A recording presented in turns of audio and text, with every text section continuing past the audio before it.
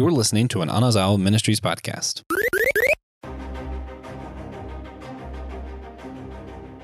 All right, Cowabunga, guys. It is finally time to talk in depth all things The Last Ronin. Before we get there, we are systematic geekology, which means we are, in fact, the priests to the geeks. And for all of the geeky goodness that your heart could desire, check us out, facebook.com/systematic geekology, or join our group, Priest to the Geeks. Or if you want to help us keep the lights on, patreon.com/systematic geekology. There are tons of extras and bonus episodes for you guys over there. So before we get underway, let me go ahead and introduce myself. I am Joe. I am one of your hosts here. I am a broadcaster, podcaster, and guys, I am still neck deep in geeking out over turtles. With everything that I've been reading up on and all of those kinds of things, I've been going back through the 2003 cartoon because I really think that is a wonderful modern cartoon take on the turtles. Nice. Well, I'm Joshua Knoll. I am a fourth-year biblical studies student, getting ready to graduate, so that's kind of cool. And I got a weird one I've been geeking out on recently. I recently discovered that the Xbox Ultimate Game Pass allows me to play Xbox on my phone, and the first month is $1.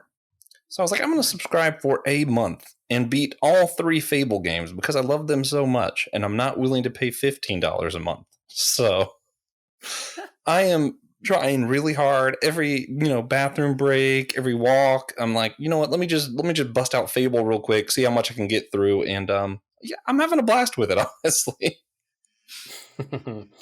Awesome. I am Will Rose. I'm one of your hosts as well on Systematic Geekology. Glad to talk about turtles.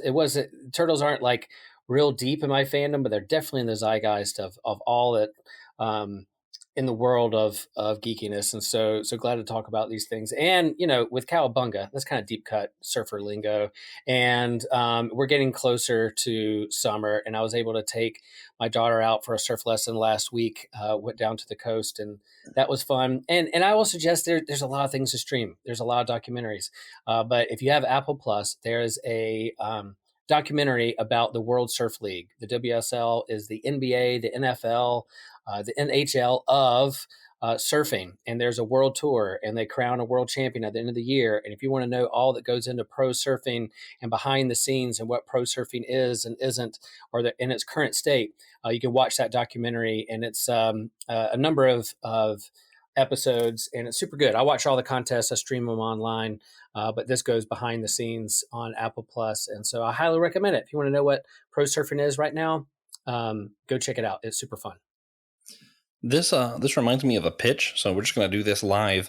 I want to do an episode where we all cover those things that are like too out there to do an episode on. Like where Will can talk about geeking out on surfing, and I can talk about geeking out about trains, and TJ can do airplane models and ping pong, and we can just all do those things that we all like that are pretty much just exclusive to us. Yeah, everybody geeks out on something. It could be a fun episode. Everybody geeks out on something, that's for sure.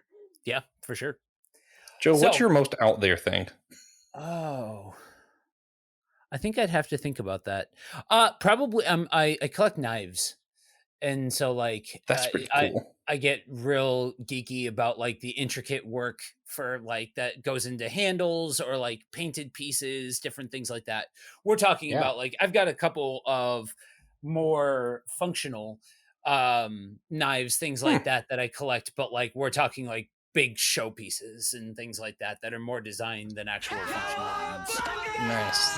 Which leads into the Last Ronin, because he collects lots of weapons and knives from his teammates and brothers. So, I didn't know who this Last Ronin was, and I don't want to go that yet. But anyway, like I'll just say that this particular like comic graphic novel storyline I didn't know that much about the turtles. So I had to kind of deep dive while I was reading it to kind of learn some of the history. So some of the surprises and nostalgia didn't hit me quite, but it was fun learning along the way the characters as I was reading this and going behind the scenes and reading about them and doing a little bit more studying. So uh, I'll lean into Joe and what he surprised at who the last Ronin is or not.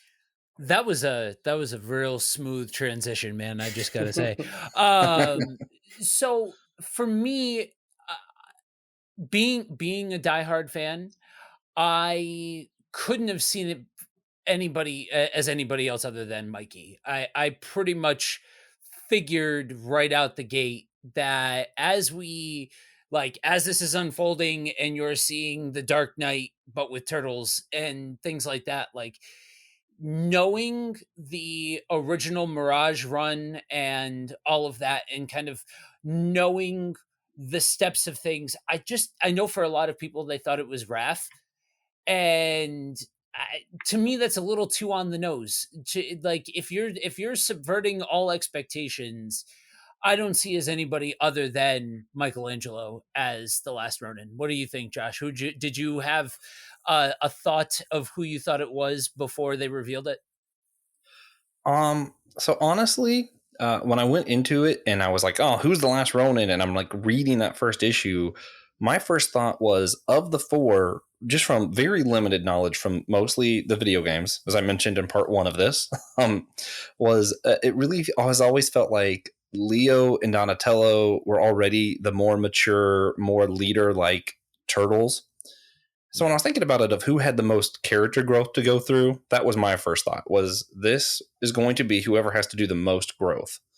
So I was between Mikey and Raphael, and the fact that he was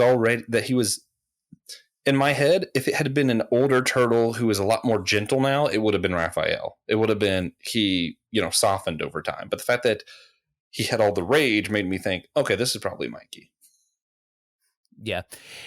It's I think one of the coolest things about this story, and we lightly touched on this in our conversation, and we hit on this when I talked to Eastman. They this is a 30-year story that came out like something like 32 years from when it was written. So it's pretty on the Wow. nose Wow. in the way when it was developed and when it was meant for and that sort of thing. And so it's written in such a way that you just the intentionality and the time and the purpose and all of those kinds of things, you're catching lightning in a bottle in certain regards with this story because it was literally made for this time. But that being said, on top of it, thematically, when you're going through the original Mirage run, one of the big story beats is revenge on the Shredder and all of those kinds of things, and like family honor and all of that. And like that, those are very significant story beats they really tried very hard to capture the essence of the culture of like the ninjutsu and everything that they were being taught and that part of it. And so to have what the way that they wrote Mikey, what had to happen in order to thematically resolve that part of it, and for him to have to go through the cycle of fighting for the honor of his family and coming to understand what peace is and all of those kinds of things. It's so eloquently put a bow on that part of the storyline when it would have been enough, I think, for people that are like, yeah, Michelangelo, he's the funny guy, he's the super, and then to have him go like dark and broody and really dig into that portion of the Dark Knight.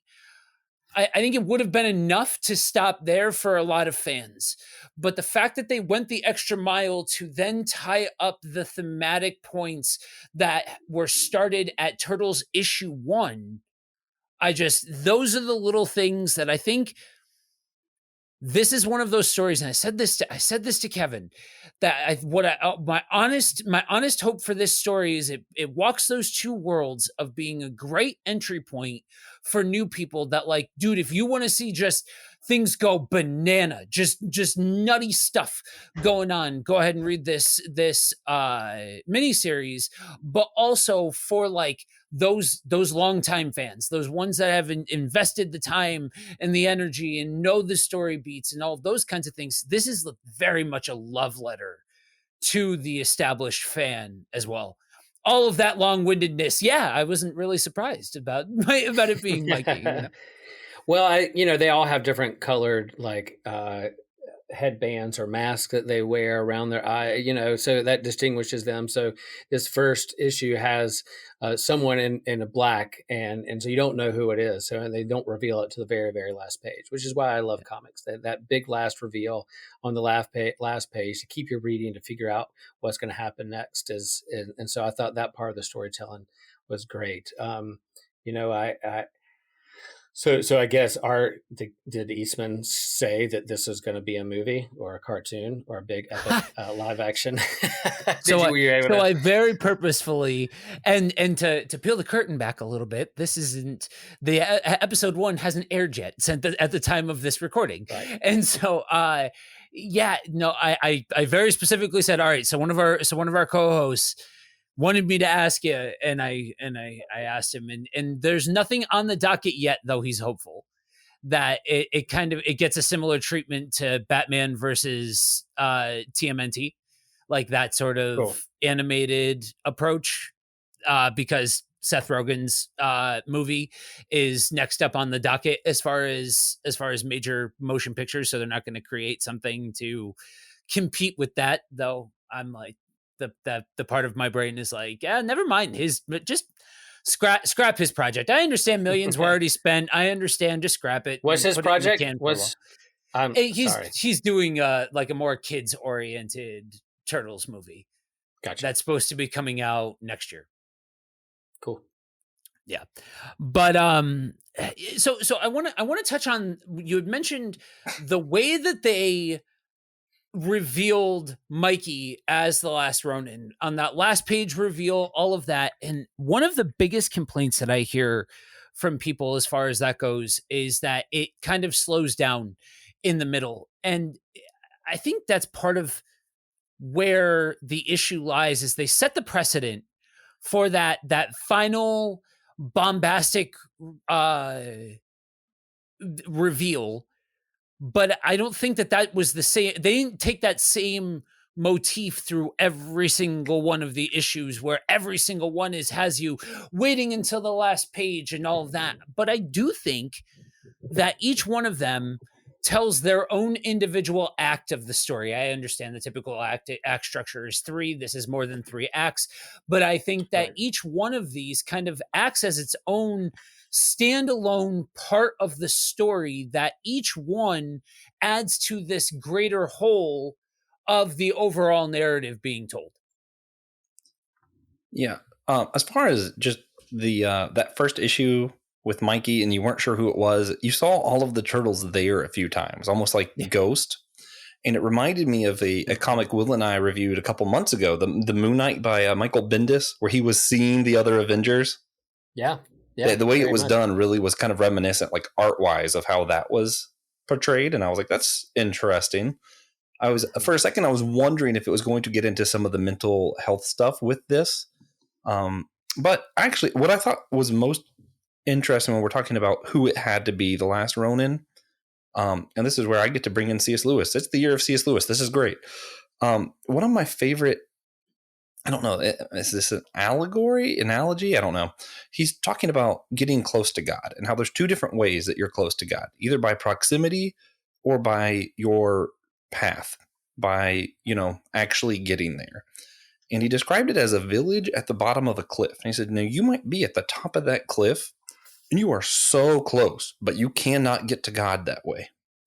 And he says, sometimes your path might take you further away than you were at the top of that cliff to get to the town. But that's how you get to God. You have to do this path. And a lot of times you're not as close as you were at the top of that cliff. And I feel like, and I know Mikey, it didn't end up with God in the end or, find Jesus. But when I think about this character progression where he had to learn anger first almost before he could really get to the peace, he had to get angry. He had to go through all this stuff where, maybe the happy, joyful Mikey was a lot closer to peace or a lot closer to what we might describe as God by proximity, but he couldn't have got to true peace without going through this path of anger and all that other stuff in the meantime. And that part of the story was awesome. I love that. Yeah, I think there's absolutely an undertone to this of almost like a reality check sort of thing, like like you said, having to go through the paces in order to fully come full circle in understanding and establishing that peace and that resolution and things like that. And I think that that's part of what is so resonant about this storytelling model, I guess, because plenty of other stories have. This is not like The Last Ronin took this story plot and used it for the first time. He Kevin Eastman is very open about the fact that he loved Akira Tozawa films, that he very much took that was very much an inspiration for him in writing this. And so this has been done, but I think that part of what makes it impactful continuously as we see these different examples of it and things like that is that human element of it. Because yeah, you can throw in understanding, you can throw in peace, you could throw in tranquility, God, whatever, not to get weird about it, but this can take different versions, different examples, different motifs for different situations and different people.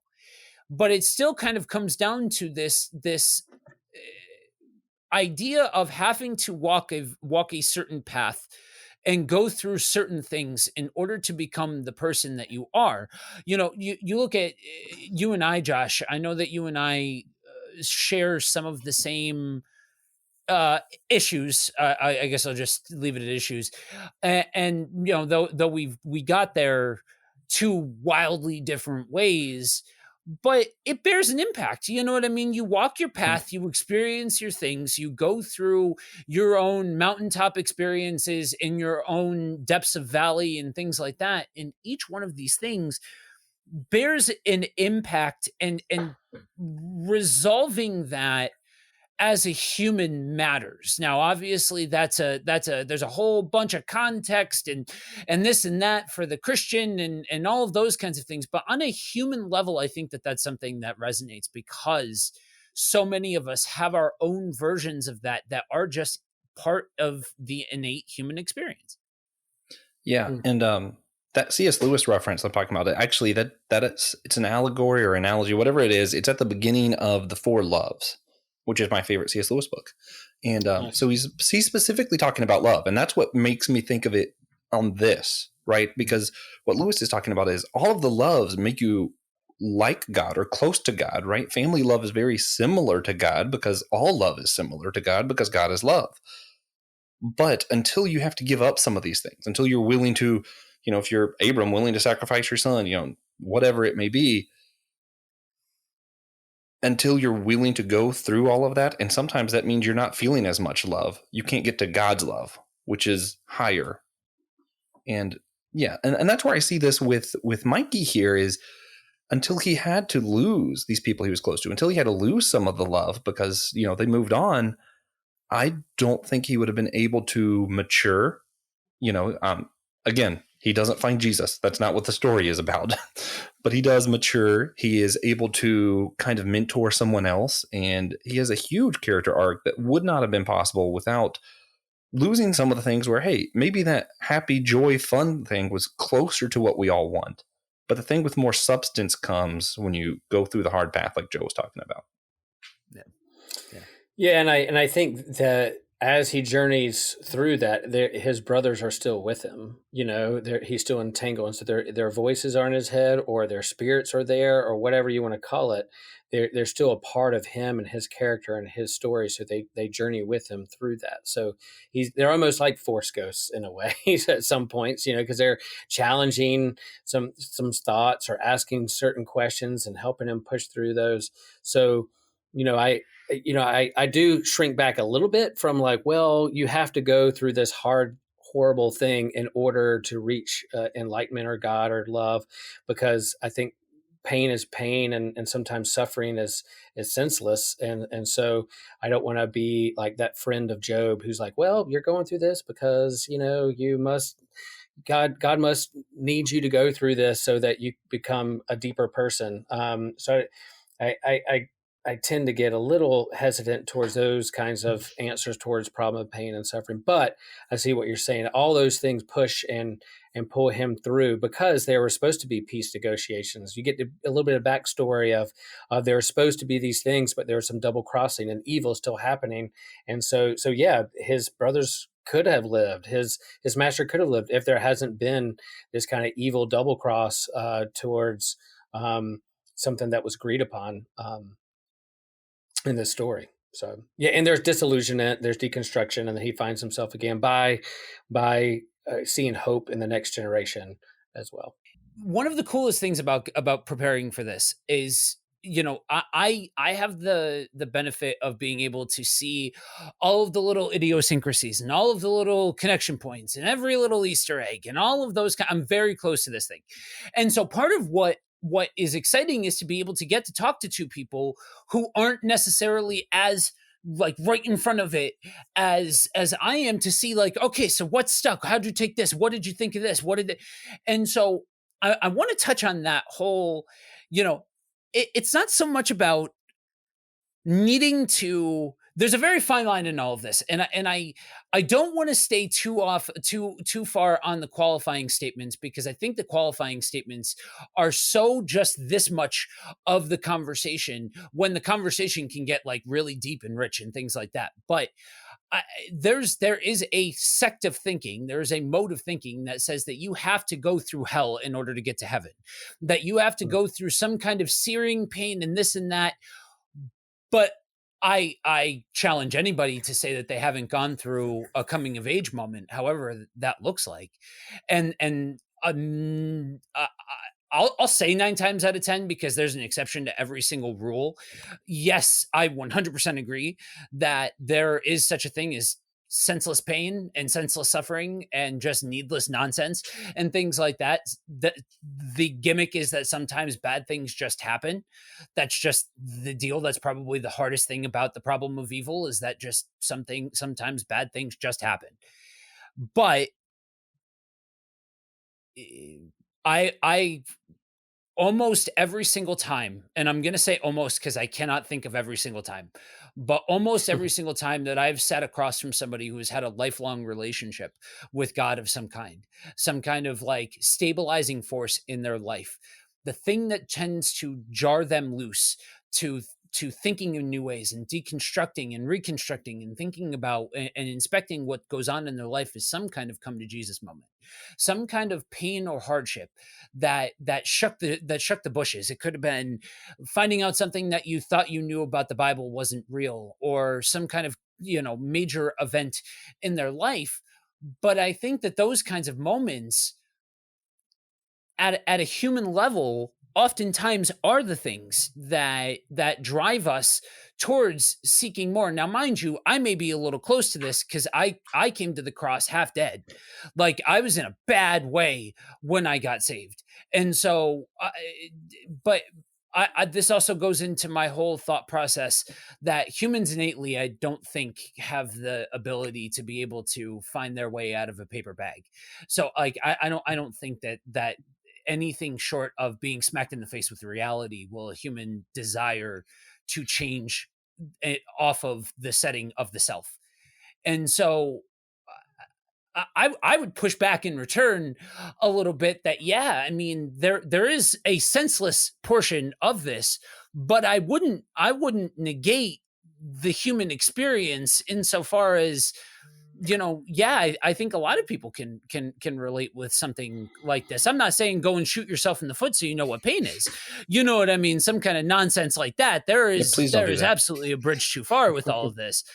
But I don't know. I think there's a reason why so many, again, this is not new. We're not in anywhere near new territory as far as storytelling goes. So many people, I could name 5 that literally made entire careers off of telling this sort of story over and over and over again. You know what I mean? Just because I brought the Lewis analogy to the table, I feel like I have to be an apologist for it. And I also want to say, obviously, I agree. There are such thing as senseless pain. We are all on the same page on that. Lewis's story is not that you have to go further away from the village to get there. It's that sometimes your path will be further away. Sometimes it'll be just as close as that cliff. The thing that he was warning against was not just trying to imitate all of the fruits of God, not trying to imitate God, not trying to imitate love and joy and all that, but to seek after the real thing. And sometimes that path is going to be messy. That's all. There you go. Yeah. Amen. People would think on the outside, you're talking about Teenage Mutant Ninja Turtles, and how did this lead you down the road of like the problem of pain and suffering, existentialism and character building and becoming a new self or a new person? Yeah, that's right. We're talking about Teenage Mutant Ninja Turtles and a comic book that is leading into big, deep existential questions. So anyway, there you go. That's what gives me joy and I'm having happiness. a blast. This is my favorite part about this. I know. This story is one that has those beats that begs for deep analysis in talking about it and unpacking these things and things like that. So it's so funny because I came to this with like 5 bullet points of things that I wanted to hit. And I just want you all to know that this is bullet point 1.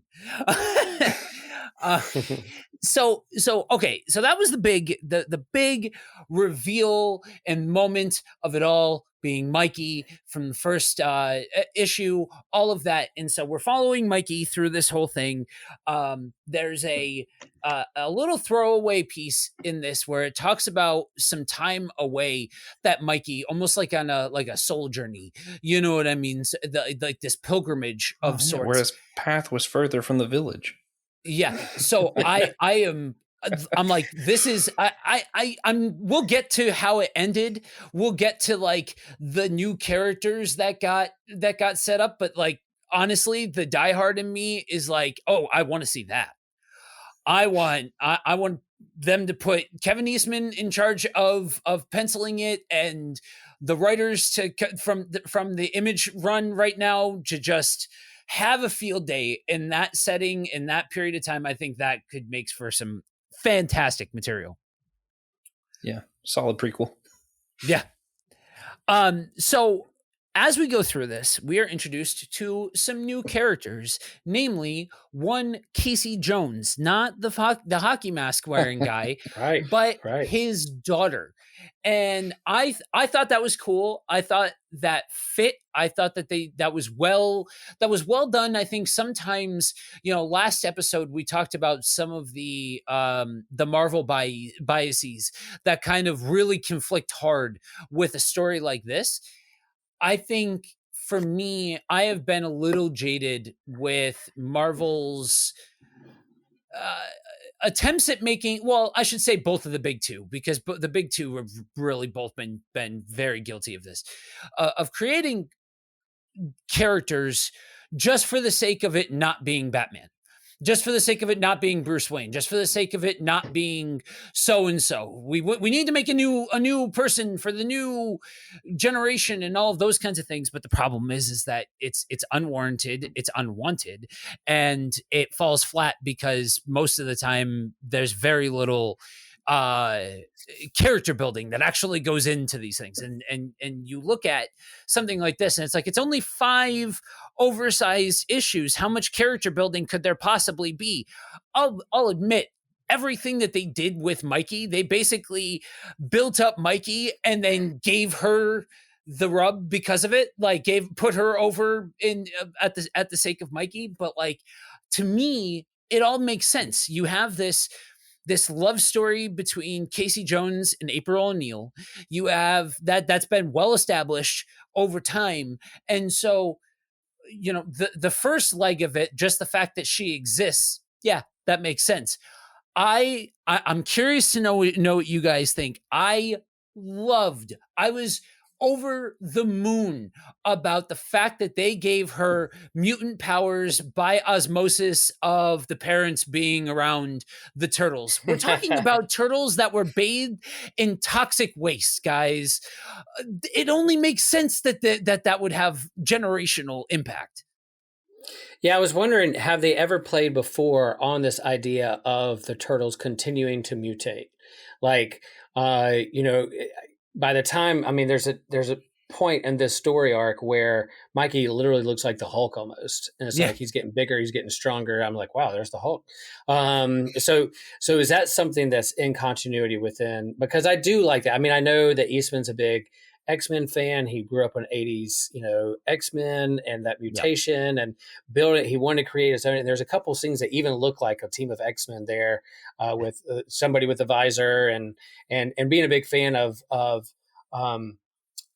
Days of Future Past, that it's believable, because when you get Days of Future Past, you see these relationships. It's almost like out of nowhere, but no, because you know the characters and you can think of like 20, 30 years, it's going to get to this point. And I think with this too, yeah, it's not surprising they would have a daughter. Oh, it wouldn't be surprising that there's this passing on of having these gifts. And then the idea of this mutation, being mutated and having the similar powers to pass on. I like that aspect. But then again, I'm a X-Men Homer, because that's what I grew up on. As you grew up on the Turtles, Joe, I grew up on X-Men. So that's my jam. So that's the thing. And so that I love that. I was like, oh, cool. She's got power. Oh, it's got to continue mutating. Of course, that would make sense. If this can happen with the Turtles, then of course it can happen with others around them as well. They're not the only ones. Yeah, I am very much a standard 90s kid, in the sense that the 90s cartoon brought about the awareness of the X-Men for me, and then I found all of the wonderful story arcs. So yeah, no, X-Men is one of those. It's not like Tokusatsu or Power Rangers or TMNT kind of origin point of being a geek, but pretty quick thereafter it was brought in through the cartoon and stuff. And yeah, this to me, I know he always cites guys like Jack Kirby, guys like Frank Miller being the real inspiration points for him, but this, you can see that by virtue of something like this, the evidence of being a fan of X-Men and being influenced by those sorts of stories and things like that. To answer your question, it's been toyed with, but to my knowledge, this is the first major canonization, if that's a word, of the actual concept, where this is something that, like, the mutation continues and things like that. And I too, with it, just made logical sense to me that if the mutation started, and like, if you know anything about science, mutated genes in the real world oftentimes lead to things like cancer and stuff like that. That's just a mutating of the genes. But that mutation continues. It doesn't happen and then just stop. That mutation continues over time. So if you think this has something, this is something strong enough to turn a small turtle into an anthropomorphic bipedal fighting turtle, then it would stand to, if 30 years have passed, then that mutation is going to continue over time and things like that. Whereas, fun fact, they again, little Easter egg for eagle-eyed fans, one of the death scenes that we get in the 90s, I think it was, of one of the turtles was Donatello died from having his shell crushed. There's a scene in the comic where when Mikey falls and they're like, he thought he was going to die. It's because it's already been established that a fall like that would crack their shell and kill them. And so the fact that he didn't die from that was like a little nod to a bygone generation of storytelling and things like that. But yeah, so uh, what about you, Josh? What did you think of the explanation of Casey Jones and the mutation and all of that? I liked that Mikey's mutation grew and he became more powerful for that. I thought that was kind of a cool, random little, hey, that's a neat feature. I really felt like it passing on to Casey was kind of forced, and I just felt, I don't know, that idea just seemed weird to me, and I don't know. That was all. Well, I wasn't, I didn't hate it. I was just like, why? So I want you to know, Josh, that in this moment, I feel like how I imagine you felt when we were recording the review of No Way Home. I want to be like, no, no, no, no, you just don't understand. You just don't get it. This is why it's so cool. But that's the joys of playing nice in the sandbox with other people, that you can do things like record and have differing opinions, even if Josh is wrong all the time, and all the time Josh is wrong. Yeah. Ironically, I think that's pretty much the same feeling I had for like X-Men. It really feels like I'm like the guy on the outside of, hey, people think this is cool. I don't get it. I don't hate it, but I don't get it. A lot of the stories, Yeah. I'm just like, okay. That's how I feel about 2000s X-Men, when it stopped becoming about telling good stories and just making them a stand-in for whoever you wanted them to be a stand-in for. Hot takes, and I'm just going to go ahead and walk away from that landmine. So throughout this whole thing, we peppered in, of course, if you're going to kill off the turtles, you got to do it in style, and that's one of the things that the turtles is kind of known for. If you've been around around the turtles fandom, they do not shy away from killing off the turtles. You do see some hardcore stuff. For my money, honestly, I think this is some of the most hardcore death depictions of the turtles that I've ever seen. And for me, death is one of those things in comics. It never sticks, so you have a tendency to not take it seriously. That's part of what I loved about what Hickman did, staying with the whole X-Men comparison thing in 2019. That whole run may have gone completely and totally off the rails and dove right into a dumpster fire. But the original establishment of almost subverting the trope, but in the most meta way possible, of death means nothing, so let's make death meaningless, sort of thing. And that's a whole thing about how they address death in X-Men and all of that kind of stuff. But if you can make it have weight and have you feel a thing, I don't know. I thought they did it exquisitely. Plus or minus Raph's, I thought that was a little on the nose. You know what I mean? I don't know. He died fighting, which I guess is how he would go out. I mean, it does make sense, but it's a little on the nose for me. But other than that, I thought the rest of them were chef's kiss. What were your thoughts on? So it really is like another generation that's emerging in this kind of almost dystopia world or different things. But what about the villains, Joe? What we have the heroes here. What are the villains here? Does this hold up? Is this a grandkid or kid of Shredder? Grandkid of Shredder. Like, how does he hold up for you? Is he more of kind of like that twirling mustache villain, muhaha, or does he have some dimension there to him of what the motivation could be? Because it seems like they're sitting on top of this ivory tower. They got things under control. If this mutant turtle doesn't get in the way of a good thing going.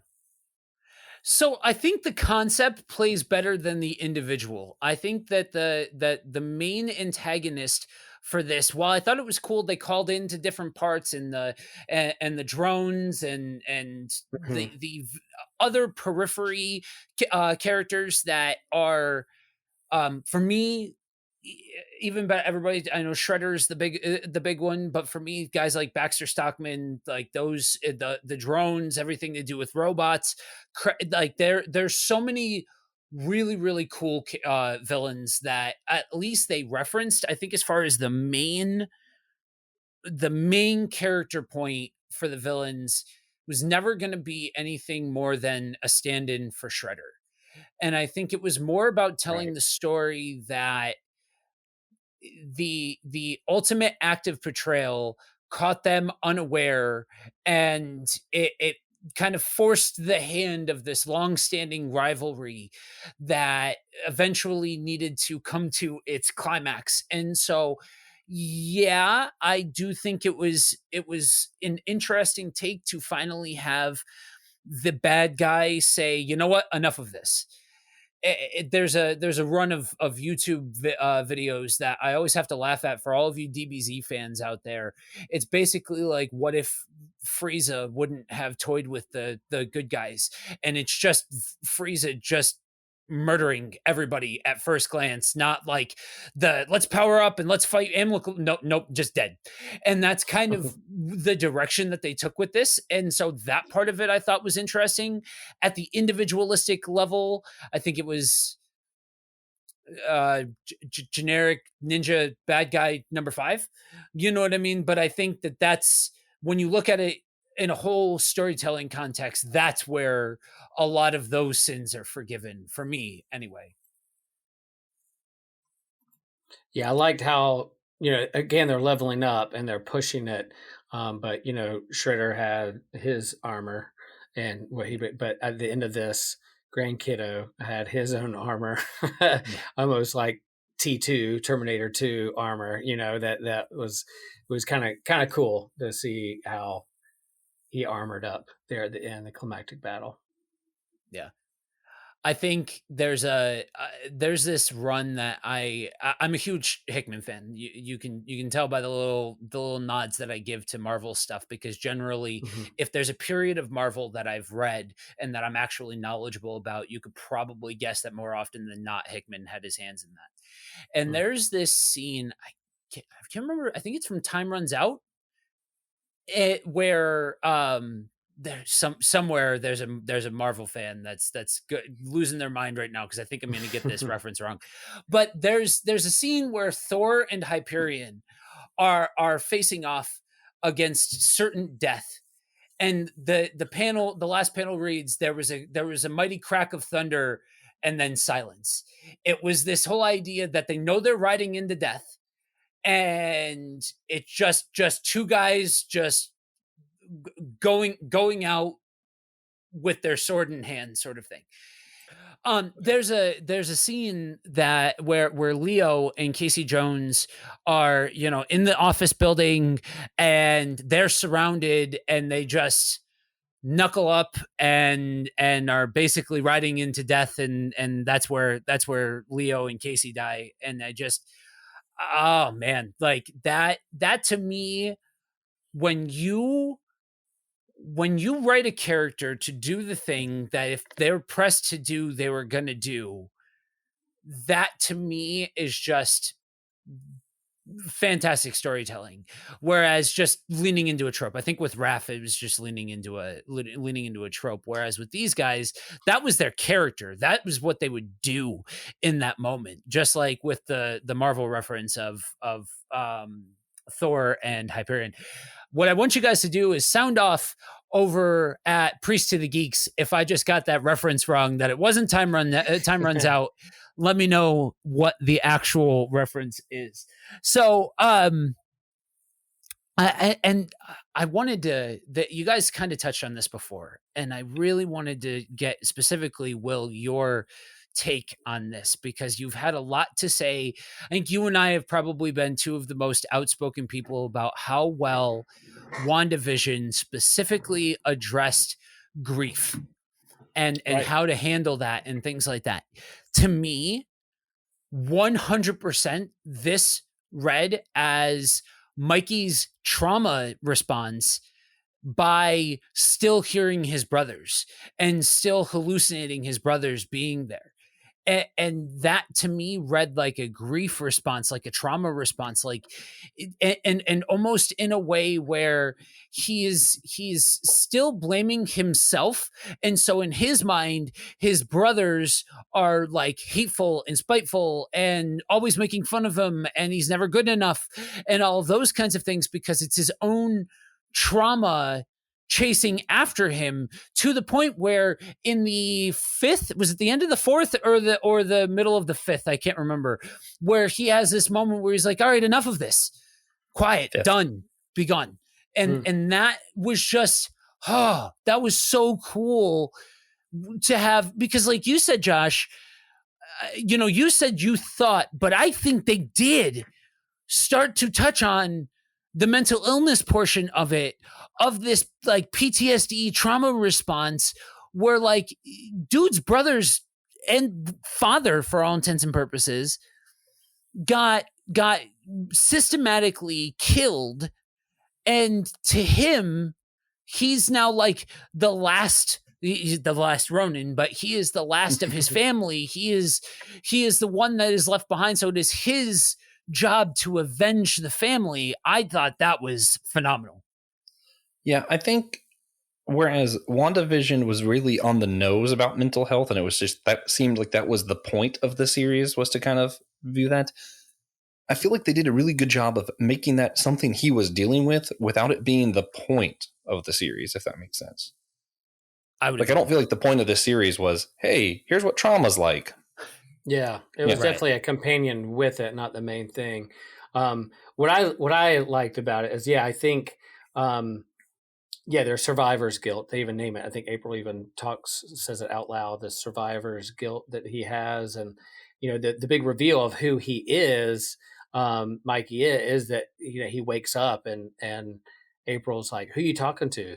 Like, and that makes you really say, oh, it's not just ghosts. It's not a supernatural thing. Like, they're not there. And I think along the way, what helps ground him is not the past, but those who are present in him, with him now, who walk with him through, who help him heal.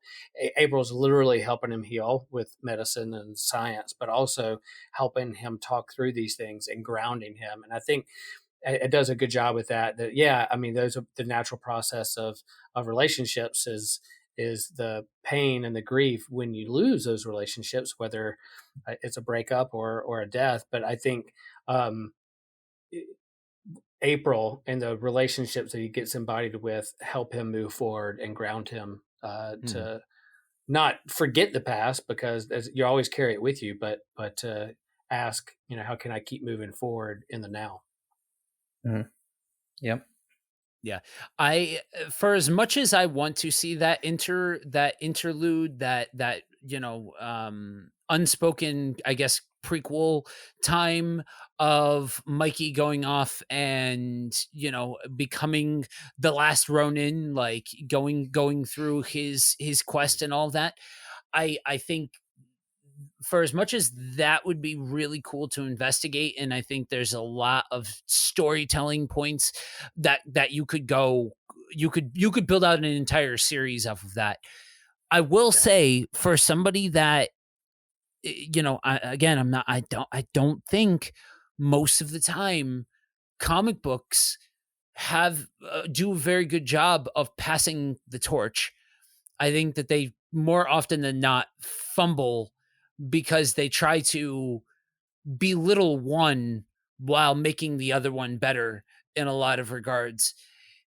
I think this sort of, the only complaint that I have about the kind of the culmination of the relationship between Mikey and Casey, and this idea of Mikey being Casey's sensei and things like that, is, at the end, we see Mikey dying in an effort to put an end to everything.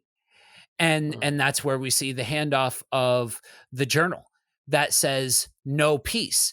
Whereas originally it was NO peace. And then you saw it showed he wrote KNOW, no peace. And that, I thought, was a beautiful send off. I just wish we had more time with those two together, because I think that that, and again, there's nothing new under the sun. And so you can point to things like Logan, you can point to things like Old Man Wolverine, you can point to, those are the ones that pop right to the top of my head, but I'm sure that there's countless examples of the jaded old mentor being, kind of revitalized in ways by the plucky younger student and all of those kinds of things. I thought that I would have loved to spend time there and fleshing out some of those stories and what Mikey would be like as a teacher and things like that. Thematically, it makes sense that this is meant to be the ending note to the original Mirage comic run. If you ask the creators what were you setting out to do, that was what they were setting out to do. Beyond anything else, creating a whole different timeline that you can build out on or anything like that, I think so. I think for what they were trying to accomplish, aces, A+ every day, twice on Sunday. I think they did exactly what they tried to do. Unfortunately, you read this and you're like, well, wait a minute. What about but can't we see more of, no, that's not what the purpose of the story was. But I don't know. I would enjoy seeing, and 100% I'm biased because I like the IP enough to enjoy all of the periphery people. So I'm not necessarily married to the fact that every single Turtles issue has to have the turtles in it, but like fostering this whole next generation where to the point where we see at the very last closing shots of The Last Ronin, Casey Jones with a whole new set of pet turtles. Yeah, the epilogue. Yeah, I liked what they did with her as a character.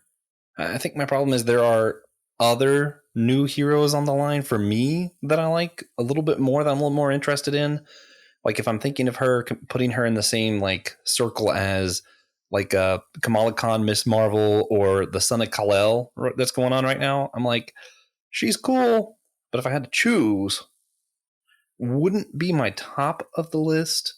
But I kind of want to see her on her own without any turtles for a little while before if they do decide to add new turtles. I would like to see her on her own first. Yeah.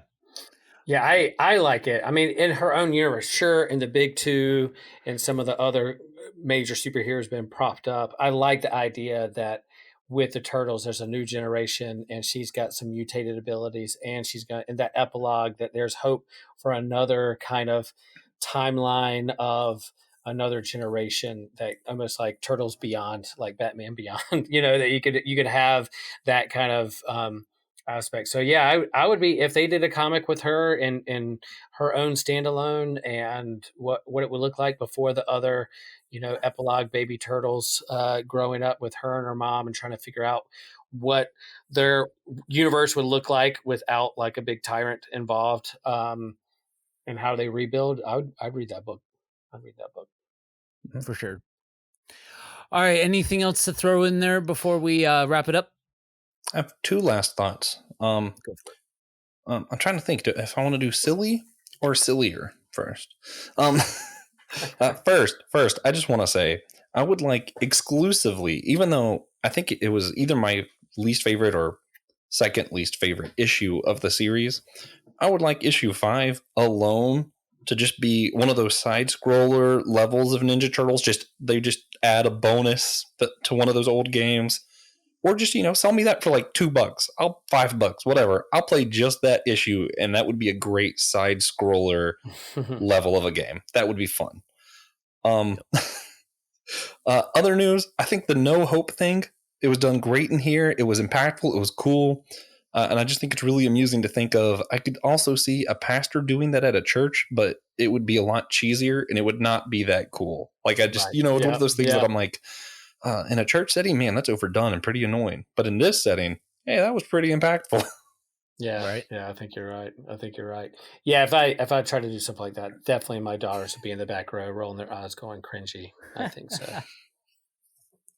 Yeah. All right. So on the wrap up, what do you fellas have for recommendations for our lovely listeners? Well, golly, when we're recording this, there's some great things coming out this summer. This Friday is a big Friday with streaming stuff and all kinds of things. So there's no shortage of things to stream and watch and indulge in over the next few months, and of course over the summer. But I did go to a comedy show last night, and when we went into the show, they took our phones and they put them in like a sealed packet, and so it was a phone-free uh, entertainment experience. And so you could hold on to it. They just magnetized and sealed up your phone in like this bag. You couldn't get it out. You couldn't see if it was vibrating. You didn't know who was calling you or was texting you. You just couldn't check it because if it was an emergency, you could go out in the lobby and say, "I need my phone because I need to call somebody." But you had to watch the entire show, the whole 2 hours, without your phone, whether recording the show or checking your text messages or getting bored in a bit and checking to see who won the PGA championship. I mean, all those things. So I sat there like it was 1992 and watched a show without checking my phone. And it was pretty cool. So I'm going to recommend and challenge our listeners that as you're watching movies and streamings, put your phone away, put it in another room, cut it off, and just enjoy the art or whatever they're producing. If you get bored, you get bored. Go outside, sniff the air without your phone. Try to detach a little bit, and it was very refreshing last night. Very refreshing. So I want you to There is- understand real quick before you jump in, Josh. I want you to understand that I am over the moon that I finally have an opportunity to say this in authentic conversation. Okay, boomer. Go ahead, Josh. That's right. Well, technically, I'm a Gen Xer, but yes, put your phones away, kids. Yeah, I'm a boomer. Out to the boomer. Put your phone away, kids. Enjoy life. TJ tells me that boomer isn't actually a time frame, or when you were born. It's actually just more about a culture. And he explains that just so that he can tell me that I am in fact a boomer. That being said, there's a diner in Disney's Hollywood Studios that's like a 1950s, but it's supposed to make you feel like you're at grandma's kind of thing, or they will like go around and yell at you for having your phone out or elbows on the table, and it's Nice. like really old school. That's what that made me think of, and I'm like, Yeah. that's a great. It's one of those hidden gems in Disney that I think everyone should check out, but I can't remember the name of it. Just look up the diner that won't let you do stuff. I don't know, 1950 diner in Hollywood Studios. You'll find it. That's not my recommendation though. My recommendation I found recently a graphic novel of Hellboy Universe Essentials.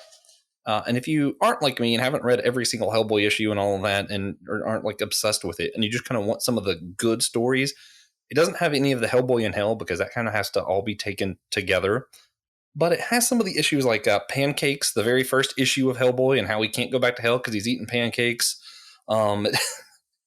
The Troll Witch. It has a Christmas Underground, the Chained Coffin, all of the greatest Hellboy stories. Man, if you're just going to want a sampling platter of Hellboy, if you will, Hellboy Universe Essentials, I recommend it. Pick it up. Nice. For me, I'm gonna go with I'm throwing this out to my people. If you like Turtles and you are a big fan of and are of this time period, you probably also like Power Rangers. There has been for the last several years an audio drama that's been being produced. Oh, I think they're getting ready to start season. Yeah, they just wrapped season 2, and it's called Power Rangers: The Audio Drama, and it is so well done. If you're looking for something that kind of marries the Boom Studios world with what is established from the TV show, but with like stakes and weight and like rip Chicago. That's all I'm gonna say. Like it gets crazy.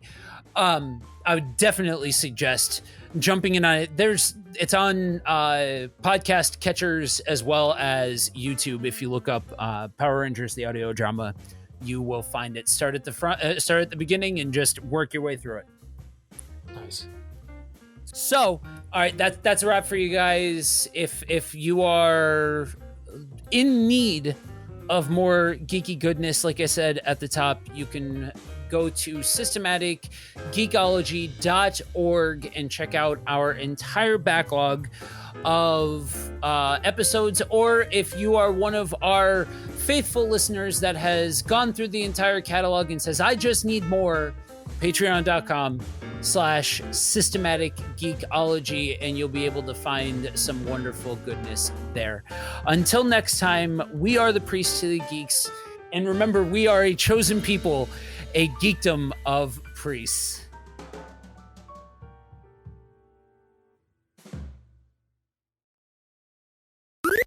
This was an Anazao Ministries podcast. If you enjoyed this show and would like to learn more about our network, be sure to check out the Anazao Ministries Podcast Network.